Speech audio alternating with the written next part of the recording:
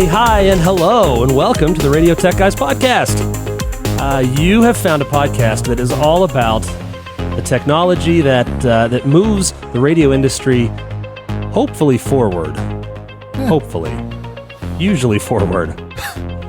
Hey, this is episode Lucky 13. Sweet. How about that? Sweet. That's awesome. Hey, we've got a good one for you today. We're going to talk about a number of different things. Well, 3, so it's actually a very specific number. We're going to talk about microphone processing a little bit more in depth. We did a video on it, but really that was more about how to process in the Axia environment. So Chris is going to talk a little bit more about mic processing in general. We're also going to talk about monitoring your off-air signal in a post-HD world, because there's lots of delay introduced. So how do you do that? Delay. Delay. Sorry. You're tricky. I'm also going to jump in there and we're going to talk about dead hard drives. But it's going to be more exciting than that, I think. We'll find out. Hey, let's, how do people get a hold of us? I don't know. How do people get a hold of us, Chris?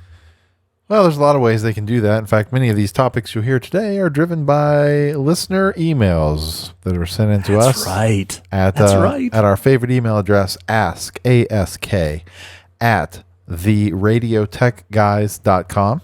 I'm a big fan of that email address. That's a good way to get a hold of us. Ask at theradiotechguys.com by email.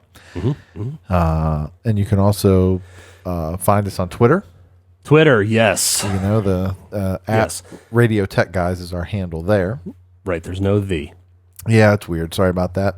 I got to remind myself. It's okay. And also on Facebook by searching for the Radio Tech Guys there. That is wonderful. Thank you very much. Hey, how are you? Oh, by the way, I'm Alex Linger, and on the other side of this audio tunnel is Chris Moran. Mm-hmm. Chris, how are you? Fantastic. What's going on this week? Just got done bowling. Oh, yeah. Why it's so late? Pretty good, actually. Our team was 4-0 tonight. I bowled 40 over my average. Hey, on average, take that. Yeah, it's a good night. We've had you've had a busy week. I had a busy weekend. You did a lot more for this event than I did. Yeah, we put some pictures up. Actually, yes, on Facebook. We're some pictures up of our TV truck. We just got done producing the West Virginia High School Football Championships, and that was fun. Our company does both the television broadcast and the radio broadcast, and that takes a lot of people and man hours. Yep, but it was fun. It was very good. Very good stuff. Event. Yep. All right, so let's jump right into this. We've got some good stuff, and I think we have a lot of ground to cover. So, Chris, okay, so your microphones, they sound good, but how do you make them sound better? Well, it's tricky.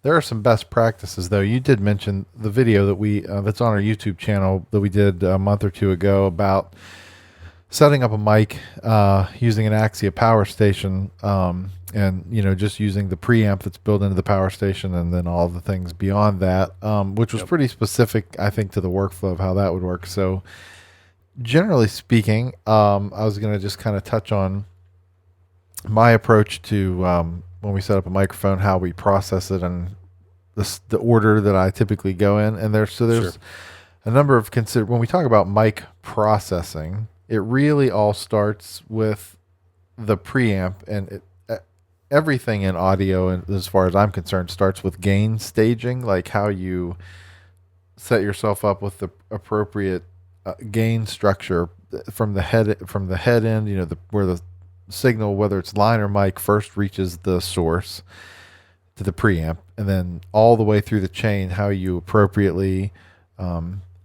gain things as to not clip anywhere. And so there's you're trying to, because you want to push the signal as hard as you can, but you also don't want to overdrive it. That's right, because you want to have the best signal to noise ratio you can through the whole system. It's a much less bigger deal today than it was 30 years ago, because things aren't as noisy as they were 30 years ago. Yep. So you're going to err, especially in the advent of all of the digital A to D conversions that happen in just about every device you're going to use. You're going to err on the side of not clipping. Whereas back in the old all through analog days, you might push things to the point where they peaked, because that often had a desirable sound. But so, in this case, if your metering is digital, it's often measured in negative dB to full scale, or the meter scale goes up to 0. That's the end of the meter, and that is full scale digital all on clipping. And so if you can see that all the way through your thing, I normally, if you're processing on an outboard processor like Symmetrix 52080 is a bad example because it is truly all analog, meaning there is no real metering in terms of input metering.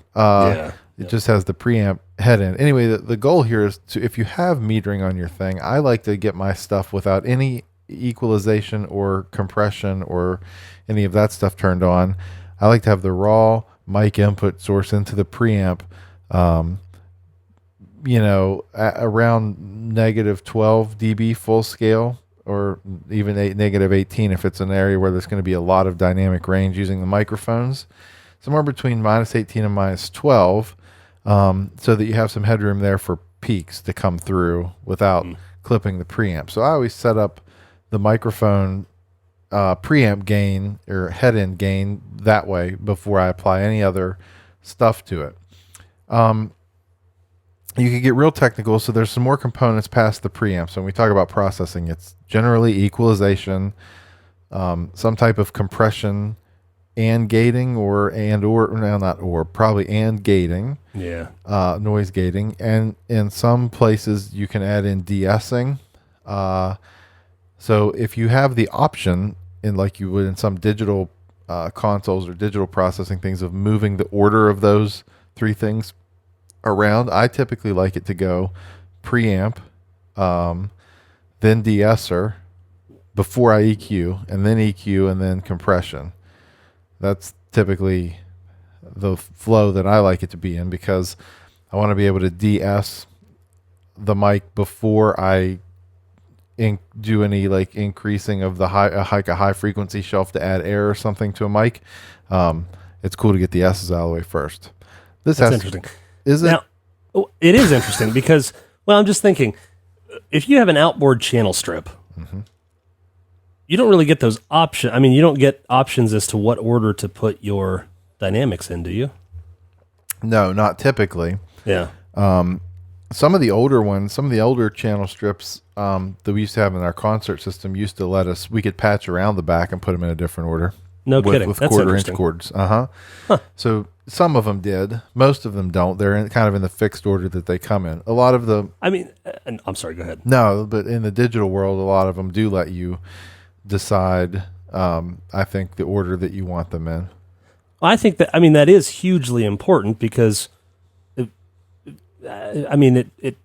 trying to figure out how to say that correctly, but it makes sense if you're processing...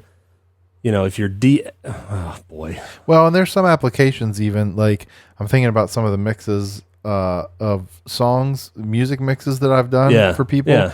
There are some applications where I've done it in the completely different order for a specific effect, like where I wanted to compress things. And you can, so I don't use channel strips typically in Pro Tools. I'm using different plugins to do the things, but I want to compress something like crazy first and then EQ it after that for a specific effect or something. It's just like a guitar player. If you have pedals on the stage, you put those in a specific order because maybe you want to distort the chorus sound that you know. Right, exactly. It's exactly the same principle. Yep, it is. Speaking of Pro Tools, we're gonna have some cool stuff coming here in the next, leading up to Christmas Eve. Yeah, I'm excited about this. We're gonna actually do a full start to finish. We produce local church in our area, Chestnut Ridge Church in Cheat Lake, does a Christmas program every year. It's different every year, but we carry it on 3 or 4 of our radio stations, and my role in that is that I work with the church and take their raw. We multi-track record the whole thing multiple times, and then I take these tracks and mix and edit their Christmas production into a 1 hour radio program. And so we mixed the whole thing. When you say take their multi-track recording, you're also not talking about like 5 channels, are you? No. Typically we're in the neighborhood of 40 to 50 channels of various things. So it's going to be crazy. So we're hoping to we're going to shoot some of that at dress rehearsal and some of the capturing of the tracks, and then do my plan is to do an entire start to finish of the mix. So like a screen grab with my face here in the corner of a screen, like YouTube, the whole entire mix process in Pro Tools, from like importing the raw tracks to the time we render out the hour-long show at the end, which I think is going to be pretty fun. Yeah, I think that's a great idea. We talked early on in our podcast about the possibility of doing some podcasts about live audio and recording. That's not necessarily in the radio tech wheelhouse, but I think most of the people that listen to this podcast are probably at least interested in that. Mm-hmm. So Chris and I were actually talking about that before we sat down for this show. I think we're going to do a little bit more of that going forward, and especially around Christmas here, where we have the avenue to do that. Yep. So hopefully that interests you. Yeah. So back to processing of microphones in a radio studio environment. So if you can, reorder the order in which these little processing elements happen, that's the way I do it. De-esser, EQ, and compression. Low cut obviously is in there somewhere. To roll off you definitely, in just about every case, are going to want to do a high pass filter, or a low cut, some people call them, on your microphone. And so here's another tech tip. If your microphone has a physical switch on it, a high pass, low cut switch. Yep. Either use that or use one on your processor. Don't use both. Is one better than the other?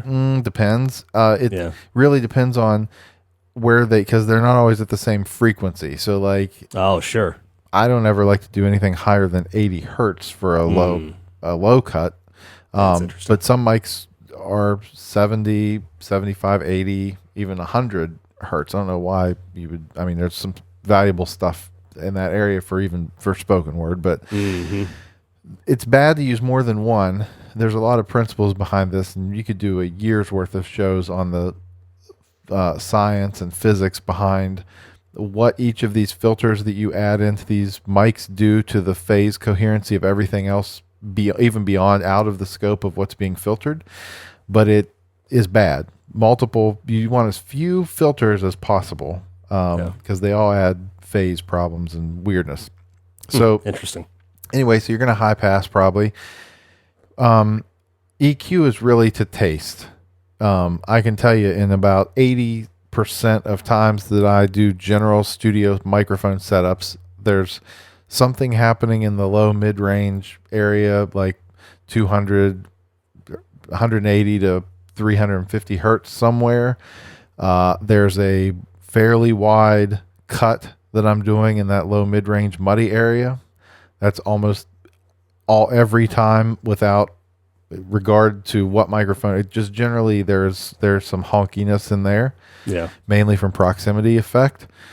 And then there's almost always, for me, a high shelf way up high, somewhere around 8 to 10 kilohertz and on up, of at least a couple dB. And then the other stuff is to flavor however you like it to sound. And then compression, is typically a 3 or 4 or 5 to 1 ratio, meaning for every dB above the threshold you set, and depending on what your attack and release times are, it's going to compress that 1 dB 3, 4, or 5 times as much. Is typically what I do for voice. And then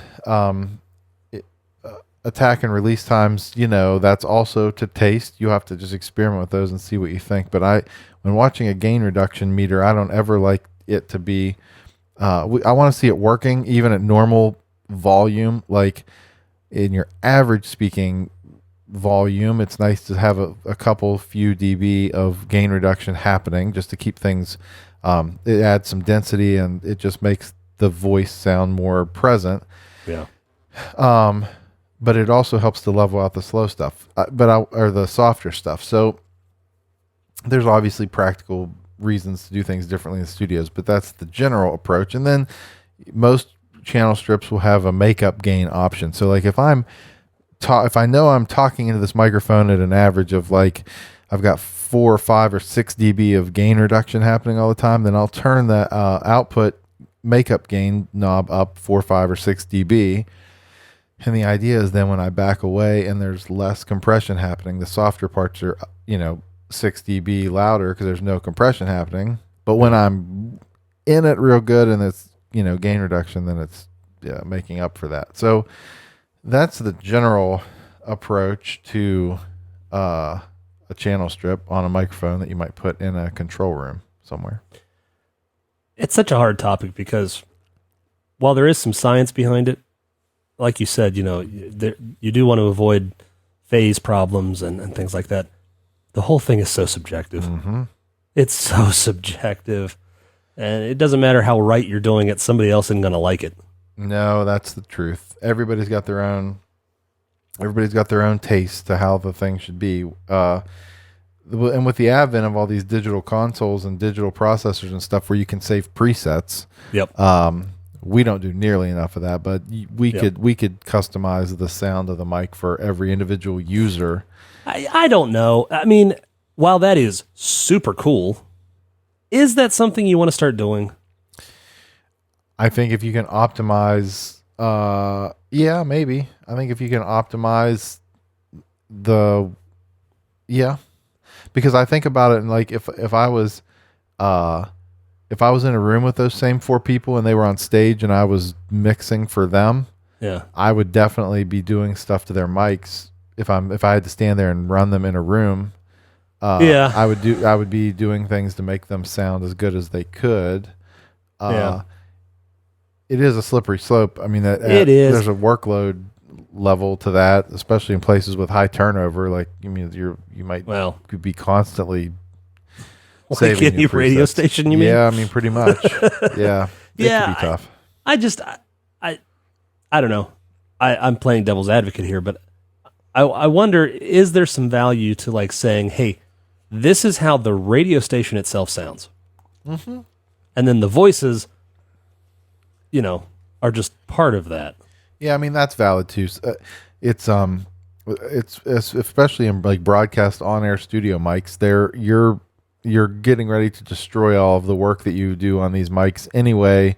Yeah. By the time they go through your air chain compression. That's a good point. Yeah. They're going to completely crush whatever you've got going on. Although the old adage is true. Like, the better the stuff is going in, the better it's going to be. That's also true. It's changed my opinion even. Like, I would rather let our big FM broadcast processors do the bulk of the squishing. Yeah. And be as clean as we can be on everything to them. Mm-hmm. That's the Frank Foti approach. The CEO of Telos Alliance, I think he might know what he's doing. Yeah, I mean, and he's made a really big case about the music industry today and how they just their approach is to crush everything. These masters that you get on CDs now are just completely peak. If you look at them if you open them up in a waveform editor, they're like it's like a brick. Exactly. It's like a giant brick, and it doesn't leave any room for the processor to work. The same thing technically is true for these spoken word stuff. Like, you don't want to in the studios make the mics so gigantically squished that the processor doesn't have any room to work on them on the back end. Sure. So there's some of that too. That's interesting. All right. Speaking of processing and that's going to be a terrible segue. So HD radio is a big thing now, right? It's big-ish. Yeah. HD radio is a thing now, right? It's a thing. It's a thing. Well, it introduces some challenges because from the microphone to the listener's radio, it's not exactly real time anymore. No, it's not. It's, 7 or 8 seconds typically behind. Yeah. And if, if you're using a profanity delay, you could probably add another 8 seconds. So there's times like in our morning shows where it's 16 seconds between the time you say something and your audience hears it. And I mean, a half a second's an eternity when you're listening to yourself. 16 is just in another realm of reality. Exactly. And even before HD was a thing, we had lost the capability of monitoring in our headphones in our studios off air just because of the latency that our STLs were creating. Yes. In the and our processor and whatever else. So there are challenges that we didn't used to have for how you monitor for headphones in these studios with your talent. And so because just so we're clear, it always used to be you listened literally to your off-air signal. Exactly. Right? Yeah, that's how we did it. I mean, that's how it was for forever. So there's a number of ways. So there are some if you have an audio over IP solution in your studio, there are some built-in, at least in the Axia world, there are some built-in solutions for that. A lot of the power stations and some of their other engines provide built-in, slimmed down Omnia type processing that's as easy as, there's no settings, but it's as easy as a radio button click that just says like, for any of your headphone outputs, process them with this thing. And it just basically throws on a squishy thing that does some squishing and makes the jock feel like it's a processed air signal. Sure. That's a easy, dirty way to do it. If you just want to emulate that kind of thing. There are some more elegant ways to provide a process feed for your talent in the control rooms. For instance, if you have, again, we'll start with if you have all of these cool things, you can do this, and then we'll work our way back to what if you don't have these cool things. Mm-hmm. Like with the Omnia 11, like one of our stations in our Morgantown market has, we can take an output of that in Livewire even without even having to bring it back into anything that is processed, and can return that as the headphone feed for the station in the control room. Mm-hmm. And that is low enough latency that they can listen to that while talking. And that's one way. If you don't have any of those things available, one of the easiest ways to do it, you probably have some old, some form of processing or compression boxes laying around, some old, DBX 166 compressors, or you might have some old Texar Prism multiband things. Yes. Those are nice for headphones if you want to slap a couple of those together, just to create some of that density and multiband compression, and those have no latency. They're also good as Christmas decorations because, man, they're colorful. The lights, they are good for that. So you can use those. Aphex compellers you might have laying around. Those were stereo. I mean, they had left and right channels, so that's relatively easy to put in line somewhere. Just something that can, provide that little bit of a cushion. It's unnerving to jocks who have listened to themselves in a really heavily compressed way for a long, long time, and then suddenly to hear the dryness that exists in the program bus. And so really we're just looking for any way that we can do. Now, in addition to just their comfort level, not listening off the air in the control room does add another, it makes monitoring the radio station a little bit more difficult, like of when you have a problem or you're off the air. So you have to get a little bit creative on how your staff is monitoring that, because it used to be you would just hear immediately if your station went off the air. We've taken the approach of adding an air raid siren to our building, quite literally. Yeah, exactly. A very loud silent sense alarm that you can hear on all the stations. Actually, it's so loud when it goes off. In fact, funny story, real quick. If any of you, and all of you should have, but if any of you watched when Chris and I appeared on Kirk Harnack's podcast, This Week in Radio Tech, we did that from our studio, and I don't know, about halfway through the show, there was a silent sense event, and you can very plainly hear the alarm on the recording. Yep. So, double-edged sword. Yep. So there's lots of ways to do it. I mean, there's lots of ways to do it. But I do think it's important to have some form of processed feed available for your talent to hear, because they might be crazy without it. Let's talk about hard drives, Alex. Okay, let's do that. I feel like we do that a lot, but it's always pretty relevant. I mean, everything we do depends on some sort of disk storage. So we should talk about it, I guess, right? Yeah, I agree.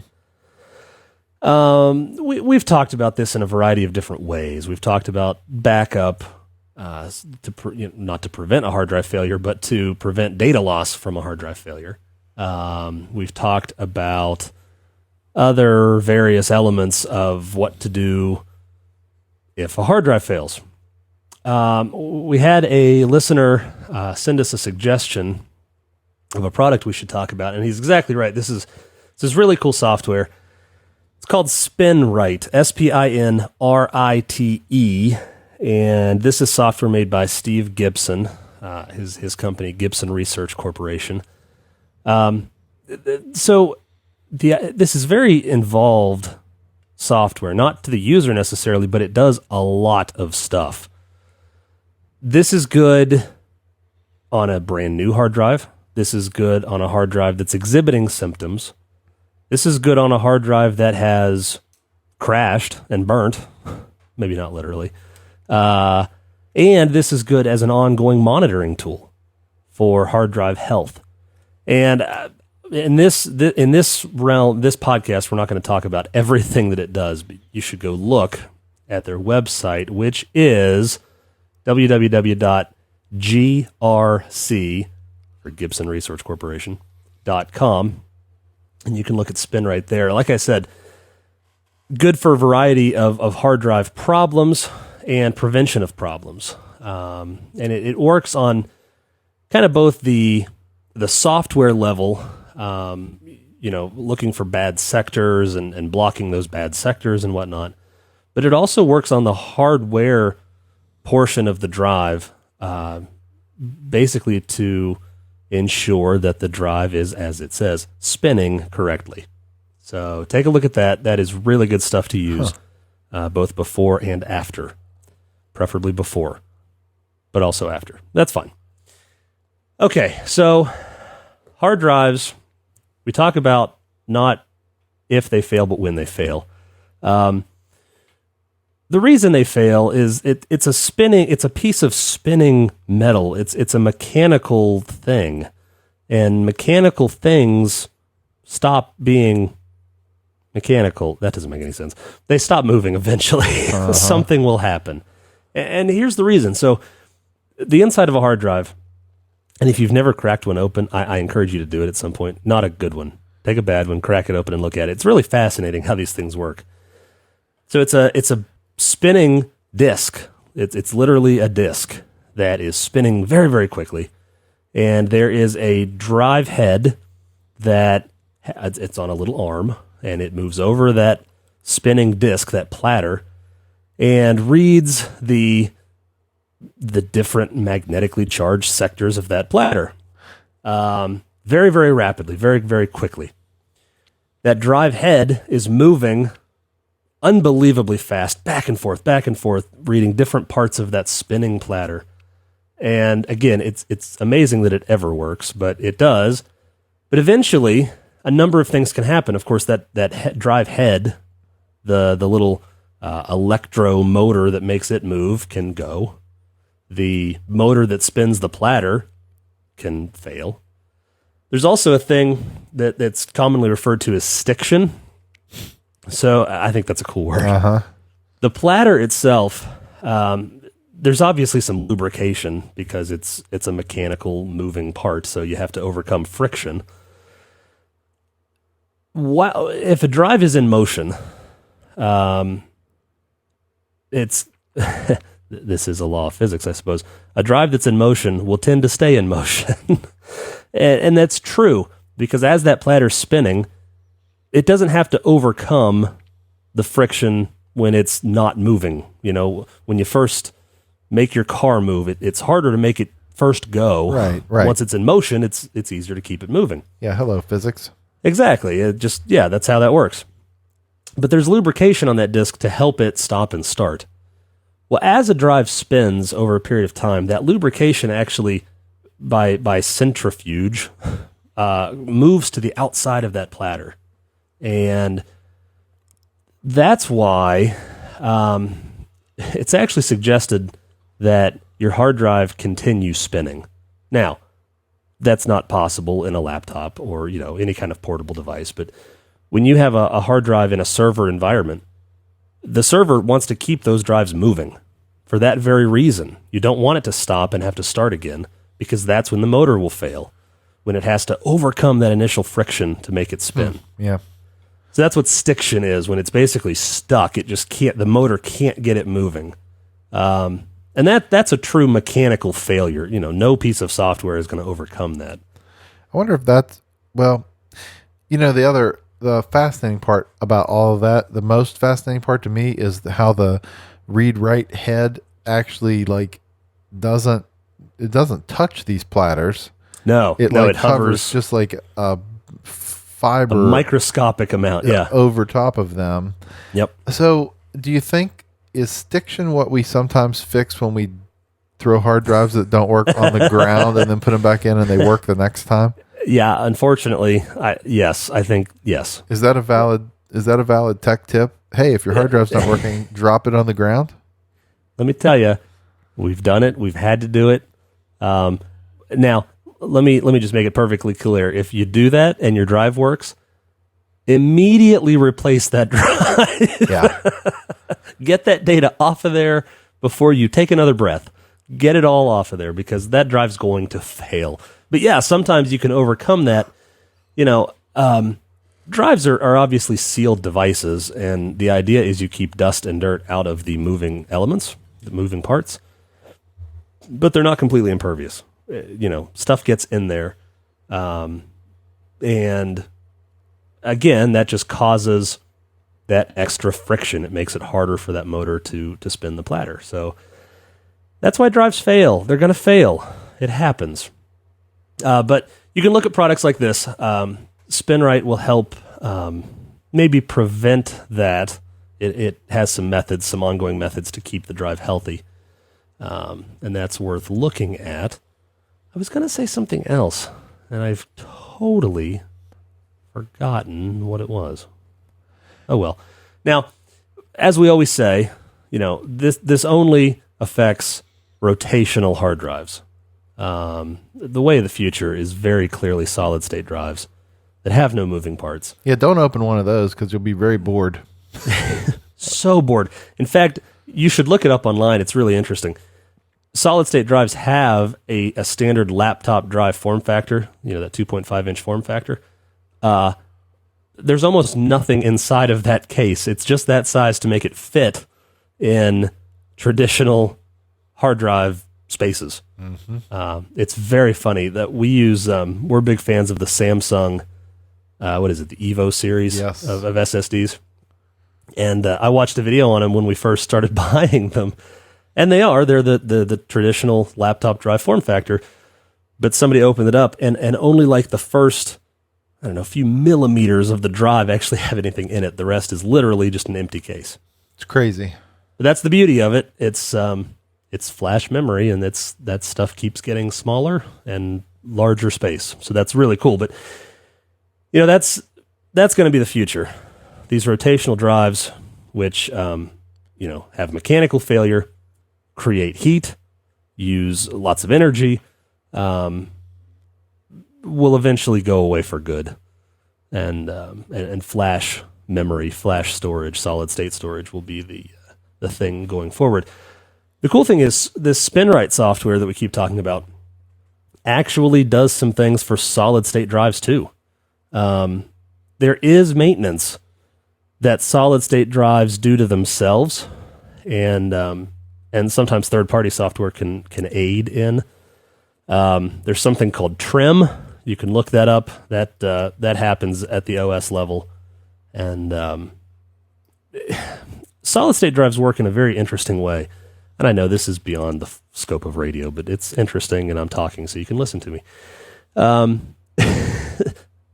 So there are memory cells in your solid state drive, but the way you write to them, if you've got a cell that's not full, in order to write to that cell, you don't, but the drive actually erases that cell completely and rewrites all the data, even the old data, it writes it again.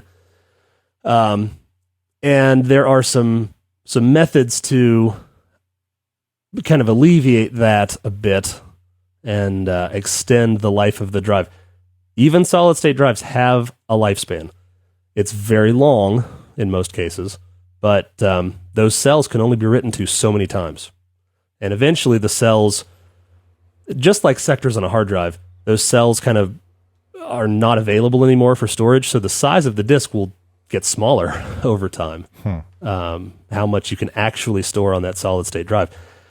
Like I said, we use the Samsung Evo series. They come with a 5-year warranty, and they're expected to, I don't know, what is it? It's like, I'd have to look it up, but it's rated for so many terabytes of written data. And if you do the math, like, let's say you're going to write 5 gigs per day to the drive, it's going to last like 20 years or something like that. You know, Wow. It's going to outlive the technology that it's in most cases. So while there is a lifespan, effectively, you don't have to worry about it, That's cool. or you shouldn't. So, yeah, that was a mismatch of things. I'm sorry. Well, you know, this episode has kind of been that. I feel like we do that a lot now. but- Yeah, we do. We'll get our That's act all right. together. No, we won't. What Come on. What fun would that be? No, forget it. All right. Well, Christmas stuff coming up. We'll have some of the behind the scenes videos at Chestnut Ridge Church and the recording of that and the mix of that, and we'll make sure to provide links to the final production. I think in an upcoming podcast, we should talk about what kind of Christmas gifts you can get that engineer in your life. That's a good one. Yeah, let's we do should that. look for some good. Okay, we'll do that. In coming up. fact, if any of you have suggestions, products that maybe you want to get or think would be good for your engineer buddies, let us know and we'll talk about them. and then we'll share this podcast with our family and friends. Exactly. Maybe we should do that soon. It's a win-win situation, if you will. perfect. It's perfect. All right, very good. Well, that was there was all kinds of stuff there. Yeah, it was mild success. Yeah, that's what we're going for. Hey, thanks for listening. Thanks for joining us. As always, email us at ask@theradiotechguys.com. Visit our Twitter, visit our Facebook, visit our YouTube channel, subscribe, and we'll talk to you next week. See you later. Bye, everyone.